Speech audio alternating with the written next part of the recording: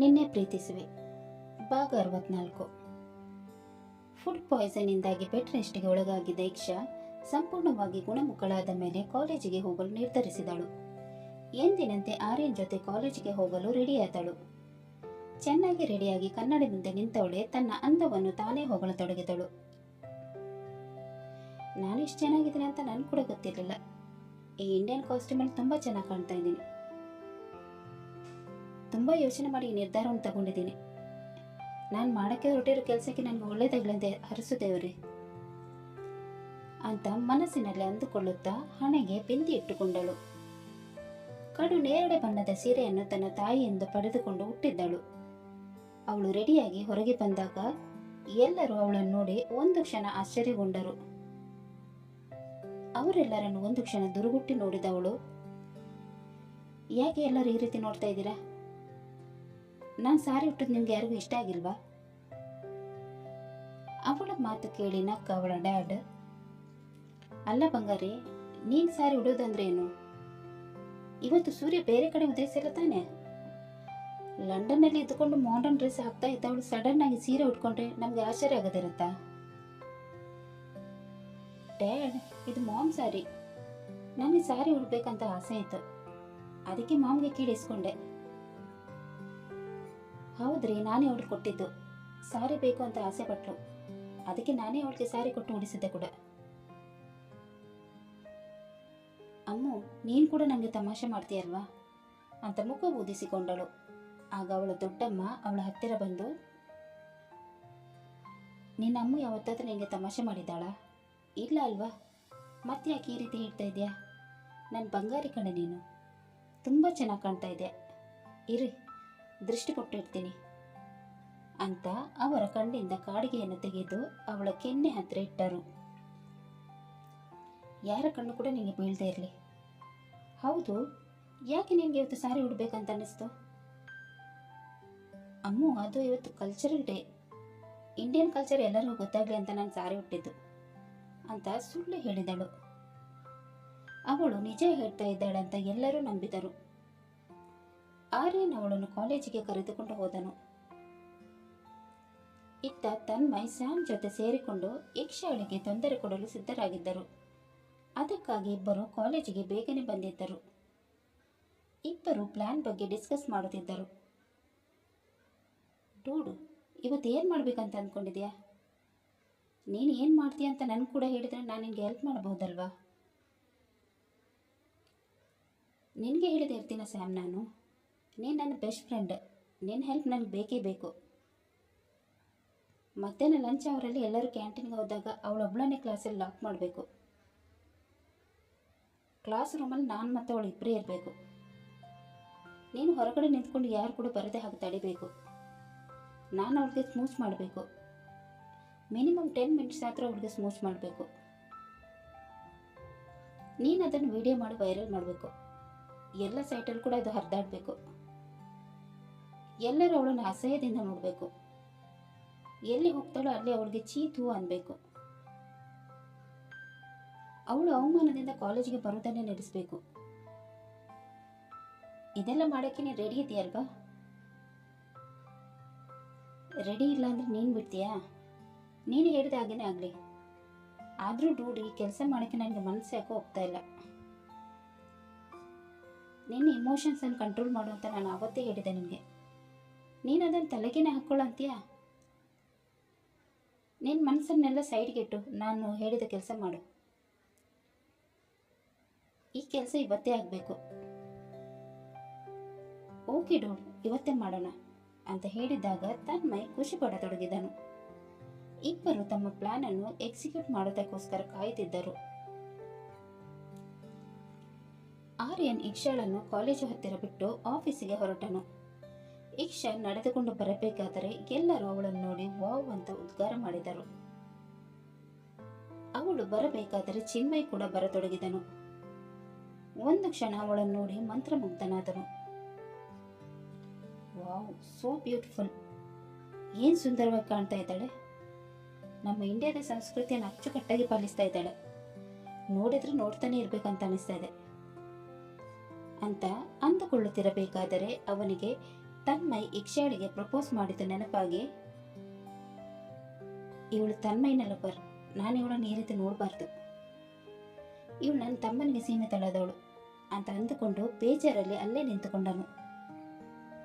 ಇವನನ್ನು ದೂರದಿಂದಲೇ ಗಮನಿಸಿದ ಇಕ್ಷಾ ಜೋರಾಗಿ ಚಿನ್ಮಯ ಅಂತ ಕರೆದಳು. ಇಕ್ಷಾ ಕರೆಯುತ್ತಿದ್ದುದು ಚಿನ್ಮಯನಿಗೆ ಗೊತ್ತಾಗಿ ಎಲ್ಲಿ ಅವಳು ತನ್ನ ಬಳಿ ಬರುತ್ತಾಳೋ ಅಂತ ಅಂದುಕೊಂಡವನು ಅವಳನ್ನು ಎದುರಿಸಲಾಗದೆ ಕೇಳಿಯೂ ಕೇಳಿಸದಂತೆ ಮಾಡಿ ಅಲ್ಲಿಂದ ಹೊರಟು ಹೋದನು. ಇದನ್ನು ನೋಡಿದ ಇಕ್ಷಾ, ಏನಾಗಿದೆ ಇವನಿಗೆ, ನಾನು ಕರೆದ್ರೂ ಕೇಳಿಸದಂತೆ ಮಾಡಿ ಹೋದ. ಇಷ್ಟು ಚೆನ್ನಾಗಿ ರೆಡಿಯಾಗಿ ಬಂದಿದ್ದೀನಿ, ನನ್ನ ನೋಡಿ ಕಾಂಪ್ಲಿಮೆಂಟ್ಸ್ ಕೊಡ್ತಾನೆ ಅಂದರೆ ಅಂದ್ಕೊಂಡ್ರೆ ಅವನು ನೋಡದಂತೆ ಮಾಡಿ ಹೋದ. ಇರಲಿ, ಇವನು ಸಿಕ್ಕಾಗಿ ಇವನಿಗೆ ಕ್ಲಾಸ್ ತಗೋಬೇಕು ಅಂತ ಅಂದುಕೊಂಡವಳು ತನ್ಮಯನಿಗೆ ಕಾಲ್ ಮಾಡಿದಳು. ಇಕ್ಷಾ ತನಗೆ ಕಾಲ್ ಮಾಡುತ್ತಿದ್ದುದನ್ನು ಗಮನಿಸಿದ ಅವನು ಸ್ಯಾಮ್ಗೆ ಹೇಳಿ, ಸ್ಯಾಮ್ ಇಲ್ಲೋಡು ಯಾರು ಕಾಲ್ ಮಾಡ್ತಿದ್ದಾರಂತ. ಡೂಡ್, ಇವಳು ಯಾಕೆ ನಿಮಗೆ ಕಾಲ್ ಮಾಡ್ತಾ ಇದ್ದಾಳೆ? ಮೊನ್ನೆ ನೋಡಿದ್ರೆ ನಿನ್ನ ಲವ್ ಪ್ರಪೋಸಲನ್ನು ರಿಜೆಕ್ಟ್ ಮಾಡಿ ಹೋದ್ಲು, ಈಗ ಯಾಕೆ ಕಾಲ್ ಮಾಡ್ತಾ ಇದ್ದಾಳೆ? ಒಂದ್ಸಲ ಕಾಲ್ ರಿಸೀವ್ ಮಾಡಿ ನೋಡು, ಆಗ ವಿಷಯ ಏನು ಅಂತ ಗೊತ್ತಾಗುತ್ತೆ ಅಂತ ಹೇಳಿದಾಗ ತನ್ಮಯ್ ಕಾಲ್ ರಿಸೀವ್ ಮಾಡಿದನು. ಹಲೋ ತನ್ಮಯ್, ಎಲ್ಲಿದೆಯಾ? ನಿನ್ನ ಜೊತೆ ಸ್ವಲ್ಪ ಮಾತಾಡೋಕ್ಕಿದೆ, ಕಾಲೇಜ್ ಪಾರ್ಕ್ ಹತ್ರ ಬಾ. ಅವಳ ಮಾತು ಕೇಳಿ ಅವನಿಗೆ ಅವನ ಕಿವಿಯನ್ನೇ ನಂಬಲಾಗಲಿಲ್ಲ. ಹ್ಞೂ ಅಂತ ಹೇಳಿ ಕಾಲ್ ಕಟ್ ಮಾಡಿದನು. ಸ್ಯಾಮ್ ಕಡೆ ನೋಡುತ್ತಾ, ಸ್ಯಾಮ್, ಕಾಲೇಜ್ ಪಾರ್ಕ್ ಹತ್ರ ಬಾ ಅಂತ ಕರೀತಿದ್ದಾಳೆ, ಏನು ವಿಷಯ ಇರ್ಬೋದು? ಡೂಡ್, ಮೋಸ್ಟ್ಲಿ ಅವಳಿಗೆ ಅವಳು ತಪ್ಪಿನ ಅರಿವಾಗಿರ್ಬೋದು, ಅದಕ್ಕೆ ನಿನ್ನ ಹತ್ರ ಸಾರಿ ಕೇಳಕ್ಕೆ ಕರೆದಿರ್ಬೋದು. ಸಾರಿ ಅವತ್ತೇ ಕೇಳಿದ್ರೆ ಸ್ಯಾಮ್, ವಿಷಯ ಬೇರೆ ಇರಬೇಕು, ಅದಕ್ಕೆ ಕರೆದಿದ್ದಾಳೆ. ಡೂಡ್, ನಿನ್ನ ಲವ್ ಪ್ರಪೋಸಲ್ ಅನ್ನು ಅಕ್ಸೆಪ್ಟ್ ಮಾಡಿದ್ದೀನಿ ಅಂತ ಹೇಳಿಕ್ಕೆ ಕರೀತಿಲ್ಲ ತಾನೆ? ನನಗೂ ಹಾಗೆ ಅನ್ನಿಸ್ತಾ ಇದೆ ಸ್ಯಾಮ್, ಒಂದ್ಸಲ ಹೋಗಿ ನೋಡೋಣ ಏನು ವಿಷಯ ಅಂತ. ಡೂಡ್, ವಿಷಯ ಇದೇ ಆಗಿದ್ರೆ ನಮ್ಮ ಪ್ಲಾನನ್ನು ಏನು ಮಾಡೋದು? ಅವಳೇನಾದ್ರೂ ನನ್ನ ಪ್ರಪೋಸಲನ್ನು ಒಪ್ಕೊಂಡ್ರೆ ಹಾಕಿರೋ ಪ್ಲಾನ್ ಎಲ್ಲ ಕ್ಯಾನ್ಸಲ್. ಕುರಿ ಬಂದು ತಾನಾಗೆ ಹಳ್ಳಕ್ಕೆ ಬೀಳ್ತಿರ್ಬೇಕಾದ್ರೆ ನಾವು ಬೇರೆ ಪ್ಲಾನ್ ಏನಕ್ಕೆ ಮಾಡಬೇಕು? ಕುರಿನ ಚೆನ್ನಾಗಿ ಮೇಯಿಸಿ ನಂತರ ಕುರಿನ ಬಲಿ ಕೊಡಬೇಕು, ಏನಂತೆಯಾ ಸ್ಯಾಮ್? ನೀನು ಏನು ಹೇಳ್ತೀಯ ಅದನ್ನೇ ಮಾಡೋಣ ಡೂಡ್. ಓಕೆ, ಹಾಗಾದರೆ ನಾನೀಗ ಹೋಗಿ ಬರ್ತೀನಿ ಅಂತ ಹೇಳಿ ಅವನು ಅಲ್ಲಿಂದ ಕಾಲೇಜ್ ಪಾರ್ಕಿಗೆ ಹೊರಟನು. ಕಾಲೇಜ್ ಪಾರ್ಕಿನಲ್ಲಿ ಇಕ್ಷಾ ತನ್ಮಯ್ಗೋಸ್ಕರ ಕಾಯುತ್ತಿದ್ದಳು. ತನ್ಮಯ್ ದೂರದಿಂದಲೇ ಇವಳನ್ನು ಗಮನಿಸಿದನು. ಇವಳನ್ನು ನೋಡಿ ಆಶ್ಚರ್ಯಗೊಂಡವನು,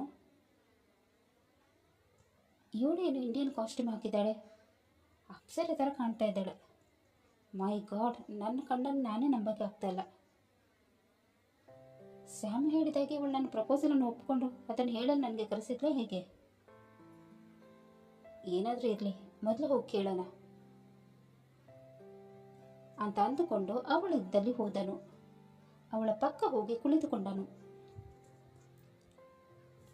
ವಾವ್ ಇಕ್ಷಾ, ತುಂಬ ಬ್ಯೂಟಿಫುಲ್ ಆಗಿ ಕಾಣ್ತಾ ಇದೆಯಾ, anything special? Thank you for your compliments. ನನಗೆ ನಿನ್ನ ಹತ್ರ ಏನೂ ಹೇಳೋಕ್ಕಿದೆ, ಅದಕ್ಕೆ ನಿನ್ನನ್ನು ಇಲ್ಲಿಗೆ ಕರೆಸ್ಕೊಂಡಿದ್ದು. ಶೋ ರಿಕ್ಷಾ, ಏನು ಹೇಳಬೇಕಂತ ಅಂದ್ಕೊಂಡಿದ್ದೆ ಅದನ್ನು ಮುಲಾಜಿಲ್ಲದೆ ಹೇಳು. ನಿನಗೆ ನನ್ನಿಂದ ಏನಾದರೂ ಹೆಲ್ಪ್ ಬೇಕಿತ್ತಾ? ನಿನಗೋಸ್ಕರ ನಾನು ಏನು ಬೇಕಾದ್ರೂ ಮಾಡ್ತೀನಿ ಅಂತ ಅವನು ಅಂದಾಗ ಇಕ್ಷಾ ಅವನ ಕೈ ಹಿಡಿದು, ನನಗೆ ಗೊತ್ತು ನೀನು ನನಗೋಸ್ಕರ ಏನು ಬೇಕಾದ್ರೂ ಮಾಡ್ತೀಯ ಅಂತ. ಅವತ್ತು ನಾನು ನಿನಗೆ ತುಂಬ ನೋಯಿಸ್ಬಿಟ್ಟೆ, ನಾನು ಆ ಥರ ಮಾಡಬಾರ್ದಿತ್ತು. ನಿನಗೆ ನನ್ನ ಮೇಲೆ ತುಂಬ ಹೋಪ್ಸಿತ್ತು, ನಾನೇನು ಹೋಪ್ಸನ್ನು ತಲೆ ಕೆಳಗೆ ಮಾಡಿಬಿಟ್ಟೆ. ನನ್ನಿಂದ ನಿನಗೆ ಎಲ್ಲರಿದ್ರೂ ಅವಮಾನ ಆಗುವ ಹಾಗಾಯಿತು. ನನ್ನ ಕ್ಷಮಿಸಿಬಿಡು. I am extremely very sorry Tanmay. ಅವತ್ತು ಮನೆಗೆ ಹೋದ್ಮೇಲೆ ನಾನು ತುಂಬ ಯೋಚನೆ ಮಾಡಿದೆ. ಆಮೇಲೆ ನನಗೆ ರಿಯಲೈಸ್ ಆಯಿತು ನಿನ್ನಷ್ಟು ನನ್ನನ್ನು ಪ್ರೀತಿ ಮಾಡೋರು ಯಾರೂ ಇಲ್ಲ ಅಂತ. ನನ್ನ ಮಾಮ್ ಡ್ಯಾಡ್ ಥರನೇ ನೀನು ಕೂಡ ನನ್ನನ್ನು ಕೇರ್ ಮಾಡ್ತೀಯ. ನಿನ್ನ ಒಳ್ಳೆಯ ಗುಣನ ಆಮೇಲೆ ನಾನು ಅರಿತುಕೊಂಡೆ. ಮಾಮ್ ಡ್ಯಾಡ್ ಹುಡುಕೋ ಹುಡುಗನ ನನ್ನ ಮದುವೆ ಆದರೆ ನೀನು ನನ್ನನ್ನು ಪ್ರೀತಿ ಮಾಡುವಷ್ಟು ಅವನು ನನ್ನನ್ನು ಪ್ರೀತಿ ಮಾಡ್ತಾನೆ ಅನ್ನೋ ನಂಬಿಕೆ ನನಗಿಲ್ಲ. ನಾನು ಡಿಸೈಡ್ ಮಾಡಿಬಿಟ್ಟೆ, ನೀನೇ ನನ್ನ ಲೈಫ್ ಪಾರ್ಟ್ನರ್ ಆಗುವನಂತ. ನಮ್ಮ ಪ್ರೀತಿಗೆ ಯಾರೇ ಅಡ್ಡ ಬಂದರೂ ಕೂಡ ನಾನು ಮಾತ್ರ ನಿನ್ನನ್ನು ಪ್ರೀತಿಸೋದನ್ನು ನಿಲ್ಲಿಸಲ್ಲ. Will you marry me? ನನ್ನನ್ನು ಮದುವೆ ಆಗ್ತೀಯ ತನ್ಮಯ್ ಅಂತ ಅವಳು ಹೇಳಿದಾಗ ತನ್ಮಯ್ಗೆ ಇದು ಕನಸು ನನಸು ಅಂತ ಭಾಸವಾಗತೊಡಗಿತು. ನೀನು ಜೋಕ್ ಮಾಡ್ತಾ ಇಲ್ಲ ತಾನೇ ಯಕ್ಷ? ಈ ವಿಷಯದಲ್ಲಿ ನಾನೇಕೆ ಜೋಕ್ ಮಾಡಲಿ ತನ್ಮಯ್? ನಿಜಾನೇ ಹೇಳ್ತಾ ಇದ್ದೀನಿ, ನನಗೆ ನಿನ್ನ ಮೇಲೆ ಲವ್ ಆಗಿದೆ. ನಾನು ಲವ್ ಮಾಡ್ತೀಯಾ?